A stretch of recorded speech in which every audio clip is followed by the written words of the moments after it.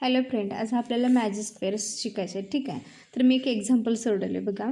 तर 101चा स्क्वेअर कसा काढायचा, तर मुलांना मल्टिप्लाय करत बसावं लागतं. तर ह्यावेळेस काय करायचं, याचा लास्ट डिजिट बघा 1 आहे. ठीक आहे, तर 1चा स्क्वेअर काय असतो, 1च असतो. मग आपण पहिल्यांदा घ्यायचा 1चा स्क्वेअर 01. ठीक आहे, तर आता 101 ह्या लास्ट डिजिटने स्क्वेअरला मल्टिप्लाय करायचं, म्हणजे 1 × 2 2च येणार आहे, म्हणजे 102. तर हे 01च्या अगोदर लिहून टाकलं म्हणजे 102 हे तुमचा आन्सर आला. आपण आणखी नेक्स्ट काढून बघू, 102चा स्क्वेअर काढू. बघा 2चा स्क्वेअर काय असतो, 04 घेतला. आता 102, आता ह्या लास्ट डिजिटला मल्टिप्लाय करायचं म्हटलं मी, 2 × 2 4 आलं, म्हणजेच 104 हा तुमचा स्क्वेअर असणार आहे. त्याच पद्धतीने 103चा स्क्वेअर काढून बघू आपण. बघा 3चा स्क्वेअर असणार आहे 09.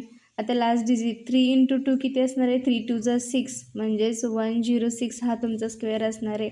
आणखी एक घेऊ तुम्हाला समजण्यासाठी.